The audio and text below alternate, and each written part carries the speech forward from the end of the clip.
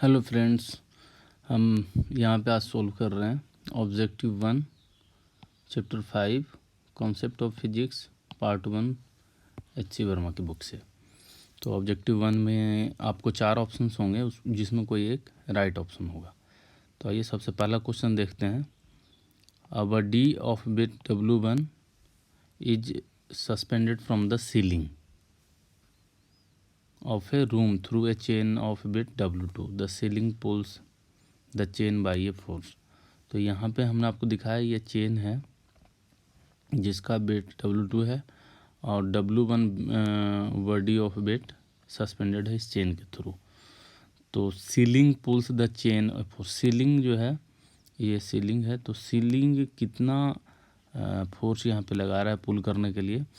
तो आप देखिए ये पूरा का पूरा सिस्टम रेस्ट में है, तो आप ऐसा कर सकते हैं कि चेन और बॉडी दोनों को सिस्टम मान के और फोर्स देख सकते हैं। चेन प्लस बॉडी, इसको आप एज ए सिस्टम ले लीजिए, एज ए सिस्टम, क्योंकि दोनों रेस्ट में है। और फिर FBD बना लीजिए, तो आपको क्या मिल जाएगा, ये हो गया W1 प्लस W2। ठीक है, तो अपवर्ड में फोर्स कौन लगाएगा, ये लगाएगा सीलिंग, मान लीजिए टेंशन T। और डाउनवर्ड में क्या होगा, जो इनका वेट है, तो इनका वेट कितना है W1 प्लस W2। पूरा का पूरा सिस्टम रेस्ट में है, इसका मतलब क्या होगा कि सीलिंग जो है कितना फोर्स लगा रहा है, ceiling pulls the chain by a force T, और वो हो जाएगा सिंपली W1 प्लस W2 के बराबर ही। तो यही हो जाएगा आपका आंसर।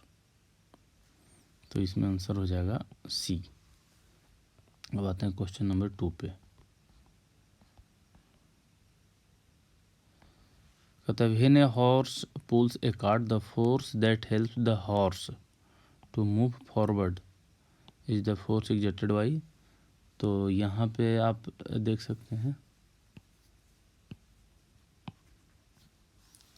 यहाँ पे आप देखिए कि जो हॉर्स है वो ग्राउंड पे इस तरह से फोर्स लगाएगा, तो ग्राउंड जो है इसके रिएक्शन में क्या करेगा, इसके अपोजिट डायरेक्शन में फोर्स लगाएगा। मतलब अगर हॉर्स ग्राउंड पे डाउनवर्ड प्रेस करेगा तो ग्राउंड जो है उस पर इस डायरेक्शन में फोर्स लगाएगा, इस डायरेक्शन में फोर्स लगाएगा। ठीक है, जब इस डायरेक्शन में फोर्स लगाएगा तो इसको देखिएगा कि इसका फिर कंपोनेंट, इसको ब्रेक करेंगे तो एक कंपोनेंट इधर मिलेगा, दूसरा कंपोनेंट इधर मिलेगा। ठीक है, तो ये वाला कंपोनेंट हॉर्स को फॉरवर्ड जाने में हेल्प करेगा और ये वाला उसके वेट को बैलेंस करेगा। ये हो गया, तो इसका आंसर सीधा ही आप the ground on the horse, ये क्या है, ग्राउंड के द्वारा हॉर्स पे लगाया गया फोर्स है, the force acting on horse by ground. तो फॉरवर्ड मूव जो है वो हॉर्स का होता है किसके कारण, the ground on the horse, इसके कारण। तीसरा है a car accelerate on horizontal road due to the force exerted by. तो कार सड़क पे किस तरह से मूव करता है उसको देखिए यहाँ पे। तो कार मूव करता है तो क्या होता है, यह एक्सीलरेट करते हैं, ए car accelerates on horizontal road. तो एक्सीलरेट करेगा तो क्या करेगा, उसका वो अपने व्हील को इस तरह से रोटेट करेगा। ठीक है, जब व्हील इस तरह से रोटेट होगा तो ग्राउंड के रिस्पेक्ट में व्हील का ये पॉइंट किधर जा रहा है, बैकवर्ड, यानी पीछे की तरफ, ग्राउंड के रिस्पेक्ट में। ठीक है, तो ग्राउंड इस पे फ्रिक्शन फोर्स किधर लगा देगा, ग्राउंड क्या देख रहा है कि जो व्हील का ये पॉइंट है, टचिंग पॉइंट, ये जा रहा है बैकवर्ड, तो ग्राउंड इस पे फ्रिक्शन फोर्स लगा देगा फॉरवर्ड में, और इसी फोर्स के कारण ये पूरे की पूरी जो कार है उसका आगे की ओर एक्सीलरेशन हो जाएगा। तो इसका आंसर क्या होगा कि the car accelerates on horizontal due to the force exerted by the road exerted by the road, ये होगा आंसर डी। रोड जो फोर्स लगाएगा उसके कारण होगा। ये क्वेश्चन नंबर 3 है। इसका देखो 3 का डी होगा आंसर, ठीक है। अब आते हैं 4 पे। A block of mass 10 kg is suspended through two light spring. Light spring मतलब इस स्प्रिंग का मास कितना हो गया 0, और इस स्प्रिंग का भी मास कितना हो गया 0, as shown in the figure. तो क्या है option, both the scale will read. दोनों स्केल का रीडिंग क्या होगा, दोनों स्केल का रीडिंग हम देख लेते हैं यहाँ से। देखिए अभी एफबीडी बनाएंगे तो पता चल जाएगा कि इनका स्केल का रीडिंग क्या होगा। तो आप सिंपली जो है 10 के यहाँ से चलिए इसकी हम रीडिंग देखते हैं इस स्प्रिंग का, ठीक है। तो ये आपका पहला स्प्रिंग है, स्प्रिंग का अपना मास क्या है 0, लाइट स्प्रिंग बैलेंस है, और स्प्रिंग पे इधर की ओर एक फोर्स टेंशन लग जाएगा और ऊपर में ये लग जाएगा। ये किसके द्वारा लगेगा, सीलिंग के द्वारा, जहाँ पे तो इसको बोल दीजिए चलिए एन, इसमें बोल दीजिए टेंशन T1, ठीक है। और ये सारा का सारा सिस्टम क्या है रेस्ट में है, इसका मतलब कि N = T1 हो गया। और इसका बनाइएगा इसका FBD, तो T1 से इसने पुल किया था तो इसको अपवर्ड में T1 से पुल हो जाएगा, और ये डाउनवर्ड में मान लीजिए T2 से। फिर ये क्या है, मास तो 0 है स्प्रिंग का, पूरा सिस्टम रेस्ट में रहा, इसका मतलब फिर यह T1 = T2 हो जाएगा। अब वेट ये 10 kg वाले ब्लॉक का देखिए, तो इसका 10 G डाउनवर्ड लगेगा और अपवर्ड में T2 लगेगा। पूरा सिस्टम फिर रेस्ट में है, इसका मतलब T2 = 10 G। तो 10 G का मतलब क्या हुआ, स्प्रिंग बैलेंस क्या बतलाएगा, जो T2 बतलाएगा। तो T1 = T2 और T2 = 10।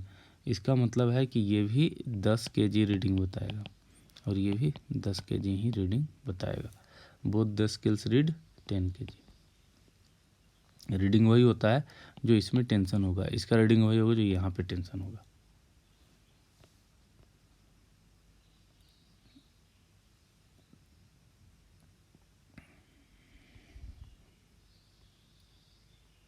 क्वेश्चन नंबर 5 देखते हैं, ठीक है।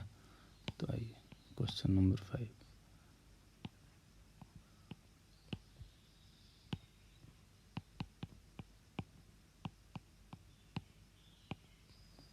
क्वेश्चन नंबर देखिए 5 क्या कहता है कि a block of mass m is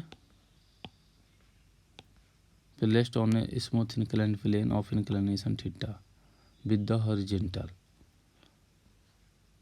The force exerted by the plane on the block has the magnitude.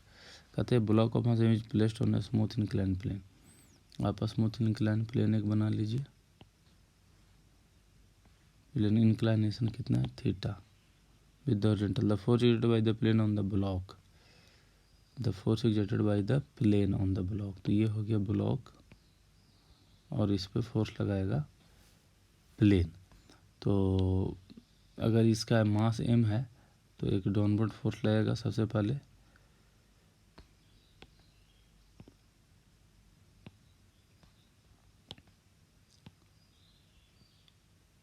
mg, और जो प्लेन है इसमें नॉर्मल रिएक्शन लगाएगा कैपिटल N। तो n का वैल्यू क्या होगा ये आपको बताना है। तो आप ये जब इसको ब्रेक करेंगे तो ये हो जाएगा theta. The force exerted by the plane on the block has magnitude, और इसका एक कंपोनेंट इधर हो जाएगा mg साइन थीटा और एक इधर हो जाएगा mg कॉस थीटा।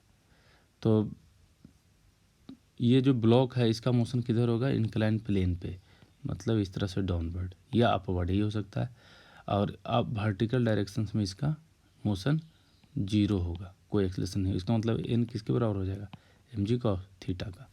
तो यहाँ पे आंसर हो जाएगा mg cos theta. Question number 6 देखिए, a block of mass m is placed on a smooth wedge of inclination theta.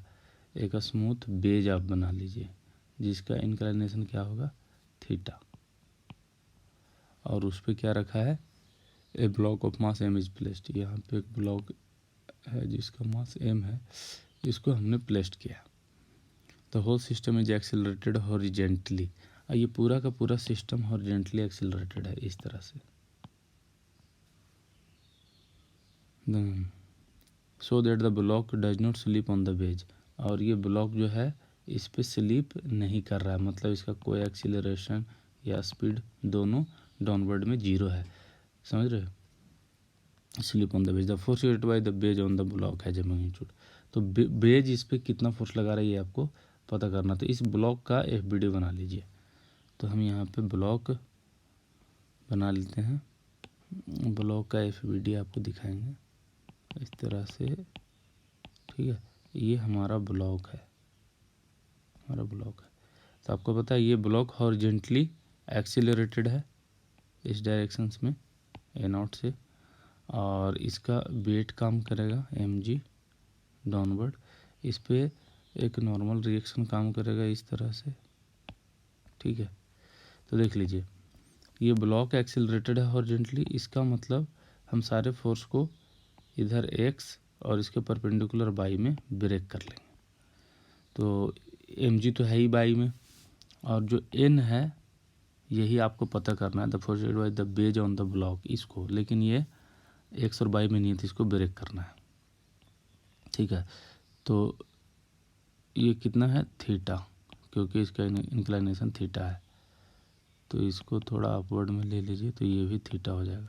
तो इधर का कंपोनेंट कितना हो जाएगा, n cos थीटा, और इधर का कंपोनेंट कितना हो जाएगा, n sin थीटा। तो n sin थीटा के कारण हॉरिजेंटली एक्सीलरेटेड होगा और n cos थीटा के कारण वर्टिकली। लेकिन वर्टिकली कोई मूवमेंट ब्लॉक का नहीं है। इसका मतलब क्या है कि जो n cos थीटा है वो mg के बराबर होगा। तो इसलिए n equal to mg by cos theta, mg by cos theta, ये हो जाएगा आंसर। क्वेश्चन नंबर 7 कहता है, neglect the effect of rotation of the earth. ये अर्थ है और ये रोटेट कर रहा है इस तरह से, लेकिन उस रोटेशन को आपको नेग्लेक्ट करना है। तो जब रोटेशन को नेग्लेक्ट कीजिएगा तो अर्थ कौन सा फोर्स लगाएगा। Suppose the earth suddenly stops attracting object placed near its surface. A person standing on the surface of the earth will fly up, slip along the surface. तो ये हमने अर्थ मान लिया है और ये एक ब्लॉक ले लिया है मास का। तो ये ग्रेविटेशनल फोर्स जो है इसको अट्रैक्ट करेगा अपने में। लेकिन अगर ये भी सडनली स्टॉप हो जाए और रोटेशन भी स्टॉप हो जाए तो जो ब्लॉक यहाँ पे है उस पर लगने वाला फोर्स क्या क्या बचा। अगर रोटेशन होता और अट्रैक्शन होता तब इस पे क्या क्या फोर्स लगता ब्लॉक पे। तो ब्लॉक को कहीं भी आप रख लीजिए सीधा, तो इसका एक mg लगता जो अर्थ ग्रेविटेशन का होता। दूसरा ये रोटेट कर रहा होता तो बाहर की तरफ आउटवर्ड में m ओमेगा स्क्वायर करके बोल सकते कि इस पर कोई फोर्स लगता। और सरफेस पे है तो यहाँ पे नॉर्मल कॉन्टैक्ट फोर्स n लगता। लेकिन आपको पहले ही बोल दिया गया है कि m ओमेगा स्क्वायर r नहीं है, रोटेशन बंद हो गया है और अट्रैक्शन भी बंद हो गया है। तो n इक्वल टू क्या हो जाएगा, 0। इसका मतलब क्या होगा, नॉर्मल कॉन्टैक्ट फोर्स भी 0, mg 0, ये 0। तो ब्लॉक जहाँ पे वहीं रहेगा। कहता है रिमेन स्टैंडिंग, तो आपका ब्लॉक जहाँ पे है वहीं पे दिखेगा। क्वेश्चन नंबर 8 है, कहता है 3 rigid rods are joint to form an equilateral triangle ABC of side 1 metre.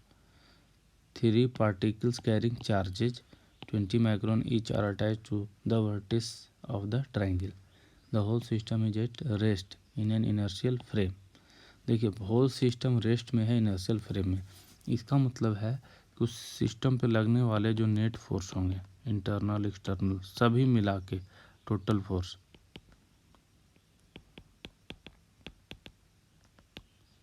इनका सम क्या होगा, सारे जीरो होंगे। ठीक है, रेस्ट में है तो पूरा का पूरा फोर्स भी जीरो होगा, मतलब एक्सीलरेशन भी जीरो और स्पीड भी, वेलोसिटी भी जीरो। ठीक है, तो ए बी सी तीनों पे चार्ज अगर हम ले लेते हैं, Q1 Q2 Q3 तीनों बराबर है 20 माइक्रोन का। ठीक है, the resultant force on the charge particle A has the magnitude, charge particle A पे नेट फोर्स क्या होगा। तो आपको क्वेश्चन में पहले ही बोल देगा कि ये पूरा का पूरा जो आपका सिस्टम है वो रेस्ट में है, इसका भी कोई मोशन नहीं है, इसका भी कोई मोशन नहीं है, इसका भी कोई मोशन नहीं है, रॉड का भी कोई मोशन नहीं है, कम्प्लीटली सिस्टम क्या है, रेस्ट में है। तो जब कंप्लीट सिस्टम रेस्ट में है, इसका मतलब क्या हो गया कि इंडिविजुअली भी, जैसे ए को लेंगे तो ए का भी तो कोई मोशन नहीं है, मतलब वेलोसिटी ऑफ ए भी जीरो होगा, एक्सेलरेशन ऑफ ए भी जीरो होगा। और ये किसके रिस्पेक्ट में, इनर्शियल फ्रेम के रिस्पेक्ट में। तो इनर्शियल फ्रेम के रिस्पेक्ट में अगर एक्सीलरेशन भी जीरो हो गया तो न्यूटन फर्स्ट लॉ क्या बोलता है कि एक्सीलरेशन जीरो है, इसका मतलब कि उस पर लगने वाला टोटल फोर्स भी जीरो होगा, तो यहाँ पे जीरो होगा। अगर यही पूछता कि बी और सी के द्वारा ए पे कितना फोर्स लग रहा है, तब इलेक्ट्रोस्टैटिक फोर्स आप निकाल सकते थे, जिसका वैल्यू आपको आएगा Q1 Q2 by 4 pi epsilon not r square करके। इसको सोल्व करेंगे तब आ जाएगा 3.6√3 N न्यूटन। लेकिन वो आपसे नहीं पूछ रहा, पूछ क्या रहा है कि the resultant force on the charge particle A, मतलब ए पे फोर्स कौन सा होगा, दोनों पॉजिटिव चार्ज होंगे तो इस तरह से रिपल्सन का फोर्स होगा। और रॉड में क्या है, ये ज्वाइंट है चार्ज, तो ये दोनों रॉड भी इस पे फोर्स लगाएंगे। ठीक है, तो रिपल्सन का फोर्स ये, और रॉड में क्या है, ये ज्वाइंट है चार्ज पार्टिकल, तो वो इसको अपनी तरफ खींचेगा इस तरह से, तो इस पे लगने वाला नेट फोर्स इसीलिए जीरो हो जाएगा। इसके बाद का करेंगे नेक्स्ट वीडियो में, तो ज़रूर देखिएगा, हमारे इस चैनल को सब्सक्राइब कर लीजिए। Thank you.